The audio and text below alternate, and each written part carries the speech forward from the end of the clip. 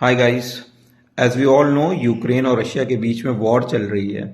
लेकिन इस वॉर के बीच में बहुत ही शर्मसार कर देने वाली, बहुत ही घिनौनी तस्वीर आई है उन लोगों की जो वहां फंसे हुए बच्चों का मखौल बना रहे हैं, मजाक बना रहे हैं, उनको इस हालत का जिम्मेदार ठहरा रहे हैं।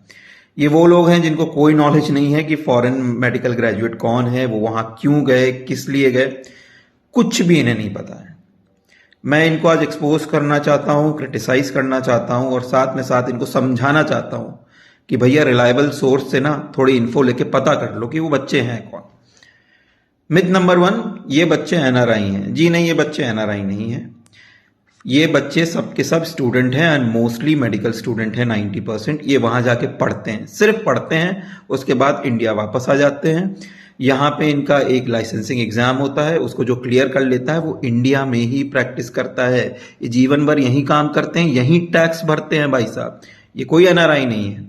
और आपको अगर एनआरआई होने से इनकी इतनी दिक्कत है तो मुझे एक बात बता दो, जो लोग इन बच्चों को एनआरआई कह के ऐसा बोल रहे हैं, वो उन्हीं फिल्म स्टारों का जिन्होंने इस देश की सिटीजनशिप छोड़ दी है, लाइन लगा के, लंबी लंबी लाइन लगा के उनकी मूवी देखने जाते हैं, उनको करोड़ों करोड़ों रुपए कमा के देते हैं। क्यों भाई? उनके एंडोर्स करे हुए ब्रांड खरीदते हैं, क्यों? देखो, मैं नहीं कह रहा हूं वो इंसान गलत है जिसने दूसरे देश की सिटीजनशिप ली और वो यहाँ पे मूवीज में काम कर रहा, उसके अपने प्रॉब्लम्स हैं, उसने बताया है कि उसके क्या क्या प्रॉब्लम थे, उसे क्यों ऐसा करना पड़ा। सबकी अपनी एक निजी लाइफ, प्राइवेट लाइफ होती है, एक जंक्शन होता है जहां उसको एक डिसीजन लेना पड़ता है जो उसकी लाइफ के लिए बेहतर है। बट गलती आपकी है। अगर वो फिल्म स्टार है तो भैया सब बढ़िया है, और अगर वो स्टूडेंट है तो आप इस तरह से करते हो। आपका देश ना ये स्टूडेंट्स चलाते हैं, ये जो डॉक्टर, इंजीनियर या आईएएस बनते हैं जाके, और कोई नहीं चलाता आपका देश। नई टेक्नोलॉजी से लेके, सड़क बनने से लेके, नई मेडिकल सेवाएं तक ये लेके आते हैं भाई साहब, ये करते हैं। लेकिन नहीं। अब दूसरा मिथ कि भाई इन लोगों ने हिंदुस्तान में क्यों नहीं करा, बाहर ही पढ़ चले जाते हैं लोग, हिंदुस्तान में क्यों नहीं पढ़ रहे। भाई साहब, मेडिकल फील्ड में 64% का रिजर्वेशन आ चुका है। जितने लोग एग्जाम देते हैं ना, उसमें उसके मुकाबले 1% भी सीट्स नहीं है यहाँ पे गवर्नमेंट की, 1%। ठीक है, मुझे याद है जब मैंने पीएमटी दिया था तो 83,000 के अराउंड लोग एग्जाम में बैठे थे, सिर्फ 750 सीटें थी भाई साहब। तो अगर कोई बच्चा उसमें क्वालिफाई भी कर रहा है ना तो उसके पास दिमाग है, बहुत दिमाग है, आपसे तो बहुत ही ज्यादा दिमाग है। उसको सीट नहीं मिल रही, वो क्वालिफाई कर रहा है, उसके पास बहुत दिमाग है। ठीक है, बस नहीं है परिस्थितियां ऐसी। दूसरा, बोलते हैं कि यार हिंदुस्तान की प्राइवेट मेडिकल कॉलेज में कर ले, 80 लाख से 1 करोड़ रुपए लगते हैं, जबकि यही काम वहां पे उनको 18 से 30 लाख रुपए में हो रहा है। ये कोई और जो आप तीसरी चीज कहते हैं ना कि अमीर ज्यादा हैं, पहली बात अपने इस जरा से भेजे में दिन में भी यार एक तो 50 बार मेंटोस चबाया करो, तो मेंटोस भी चबाओगे तो 5 मिनट असर रहेगा, इतना यहाँ खोखला है। तुमने कभी किसी अमीर दादे को एमबीबीएस, आईआईटी, कैट, आईएएस ये सब करते हुए देखा है? इसके पीछे भागते हुए देखा है किसी अमीर दादे को? उसके पास पैसा है, वो कोई भी बिजनेस करेगा, नहीं भी करेगा उसी में कमाएगा, खाएगा। इतनी लंबी पढ़ाई करेगा, 15-15 साल जो चलती है। तुम कौन सी बात कर रहे हो भाई साहब? कौन सी दुनिया में रह रहे हो? तुम तो अमीरजादे नहीं हो, तुम लोग तक ने इतनी मेहनत नहीं करी, बस बैठ के वहां जज कर रहे हो। ये जो रिवाज चला आ रहा है इस देश में सालों से कि जज करो, एक बार कोई गिर गया उसको उठने मत दो। किसी का एक बार इंटर में मार्क्स कम आ गए तो फिर वो लाइफ में कुछ कर नहीं सकता, ऐसा नहीं है। लोग बने उसके बाद भी डॉक्टर, बहुत अच्छे डॉक्टर बने। एंट्रेंस एग्जाम क्वालिफाई करने में और एक अच्छा डॉक्टर बनने में ना बहुत अंतर है। प्रैक्टिकली एक डॉक्टर बनने में और एक मियर एंट्रेंस एग्जामिनेशन क्वालिफाई करने में बहुत अंतर है भाई साहब, बहुत अंतर। ठीक है, तो ये अब ना अपना जजमेंट छोड़ दो, तुमको कुछ भी नहीं पता है। इतने रिजर्वेशन के बाद, इतनी महंगाई होने के बाद कहाँ जाएंगे? जिसका सपना है डॉक्टर बनने का, उसके घर वाले भेजते हैं।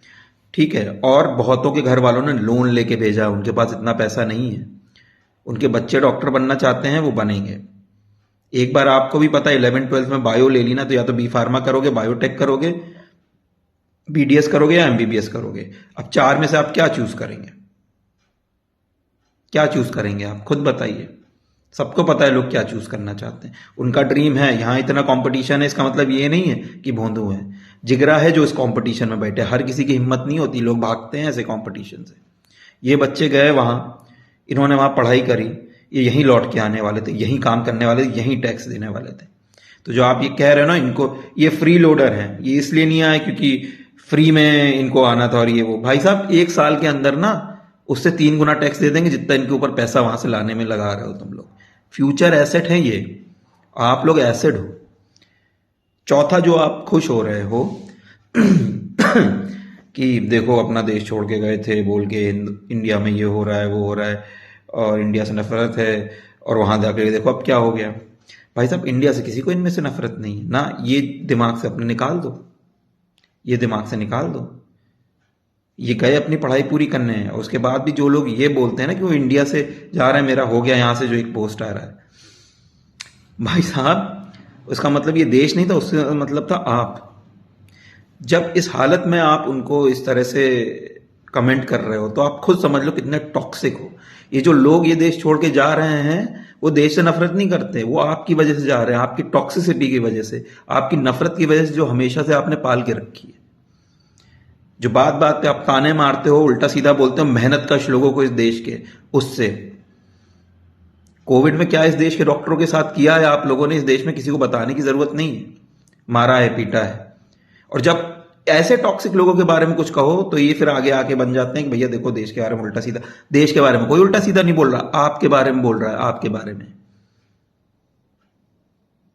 मैं इस कंट्री की one of the best medical colleges से पढ़ा था, उस टाइम पे नंबर 4 था वो। मेरे बहुत से फ्रेंड्स कलीग्स यूएस वगैरह में हैं, मैं नहीं गया। ऐसा नहीं कि मेरे घर वाले नहीं अफोर्ड कर सकते, लेकिन मेरे से नहीं रहा जाता विदेश में, ये मेरी अपनी चॉइस थी, लेकिन उनकी मजबूरी है।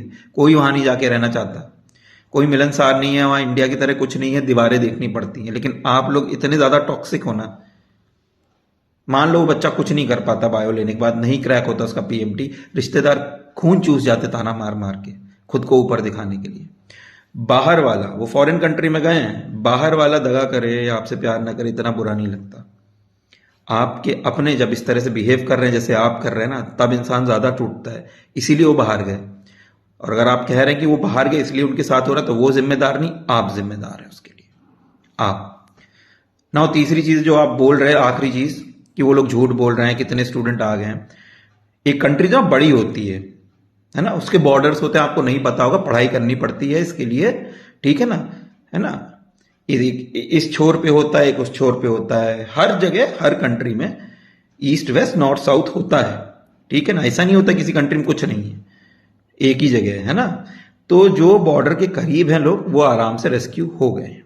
जो बॉर्डर के उस तरफ है उनको दिक्कत आ रही है, क्योंकि कंडीशन ऐसी है, उसमें गवर्नमेंट का इतना फॉल्ट नहीं कि अब कंडीशन ऐसी हो गई है, ठीक है। अब आप कह रहे हो कि इनको एडवाइजरी दे दी गई थी, क्यों नहीं आए।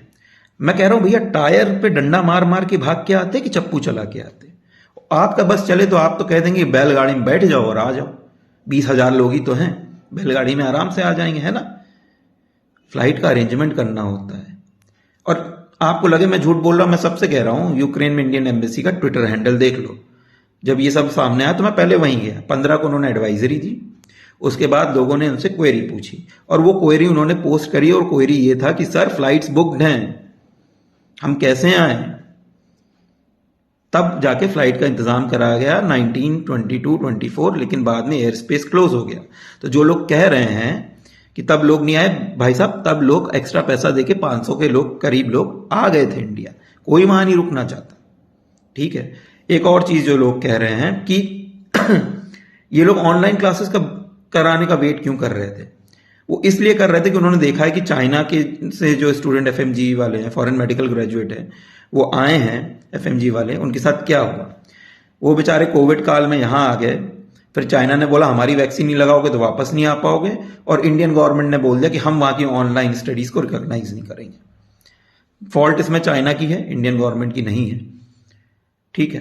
कोई भी बिना प्रैक्टिकल या उसके ऑनलाइन फॉरेन मेडिकल करना दिक्कत होती है, लेकिन मेरे हिसाब से इंतजाम करना चाहिए उनको इस लूप में फंसाने की जगह कि भैया कहीं से इंतजाम करके उन बच्चों को यहीं पढ़ाओ, यहीं उनकी डिग्री दो, कुछ भी करके, क्योंकि उन्होंने 4 साल पढ़ लिया है यार, 1 साल में वो डॉक्टर बन जाएंगे। तो ये चीज बच्चों ने देखी है कि क्या हुआ है, इसलिए वो घबरा रहे हैं कि एक बार यहां आ जाएं तो ऐसा ना हो उनकी 3-4 साल की मेहनत पे पानी फिर जाए। फिर आपका लास्ट चीज, जान से ज्यादा प्यारी है क्या? डॉक्टरों को होती है भाई। जब डॉक्टर के ऊपर नेग्लिजेंस का एक्ट लगता है, उसका सर्टिफिकेट छीन लिया जाता है, तो उसको बोलते हैं प्रोफेशनल डेथ। और होती है हमको। अगर ये बच्चे आज स्टूडेंट नहीं होते ना, फुल फ्लेजेड डॉक्टर होते, इनमें से आधे ज्यादा वापस भी नहीं आते, वहां पे रह के ना हॉस्पिटल्स में काम कर रहे होते। रहती है हमको, हमारे सामने को तो यार सबकी जान बचानी। और ये लुटेरा लुटेरा का मंत्र सिर्फ हिंदुस्तान में चलता है, जबकि हिंदुस्तान में बहुत सस्ती है मेडिकल फैसिलिटी। तुम लोग इंश्योरेंस नहीं कराते हो, तुम्हारी गलती है। बाहर से लोग आते हैं कराने क्योंकि हिंदुस्तान सस्ता है। मैंने कल एसी उतरवाया अपने यहाँ का, उसका 600 रुपए ले गया वो आदमी, और आप 300 से 500 रुपए लेने वाले डॉक्टर को लुटेरा बोलते हो। खैर वो अभी का टॉपिक नहीं है। आई होप अब आपको क्लियर हो गया हो। कुछ बच्चे फंसे हैं, वो दूसरी साइड ऑफ बॉर्डर पे हैं, उनका आना मुश्किल है। जो इधर थे वो रेस्क्यू हो गए, तो इसका मतलब ये नहीं कि सब रेस्क्यू हो गए और सब अच्छा है, किसी को कोई परेशानी नहीं है। लोग बंकर से बैठ के प्रोपेगेंडा फैला रहे हैं। हाँ सही में ये काम भाई तुम कर सकते हो, जैसी तुम्हारी बुद्धि है, ठीक है ना, और तुम कर भी रहे हो। तुम्हारे सर पे तलवार भी लटका दी जाए तो तुम यही करोगे। समझो इनकी प्रॉब्लम को। इस देश की खूबसूरती ये थी कि दुश्मन भी मर जाए ना तो उसके दुख में शामिल होते हैं, और तुम अब अपनों को ही गालियां दे रहे हो, अपनों को ही। ये 19 से 24 साल के स्टूडेंट हैं। ये वो उम्र होती है जब आप पहली बार घर के बाहर जाते हो, आप दुनिया को समझते हो, समझना शुरू करते हो। और उस उम्र में ये एक दुनिया की सबसे बड़ी और कड़वी सच्चाई से लड़ रहे हैं कि इंसान ही इंसान का दुश्मन है। और उसमें हिंदुस्तान को शामिल नहीं होना है, हमारे देश को शामिल नहीं होना है। आप लोग प्लीज ये हरकतें बंद करें ऑनलाइन।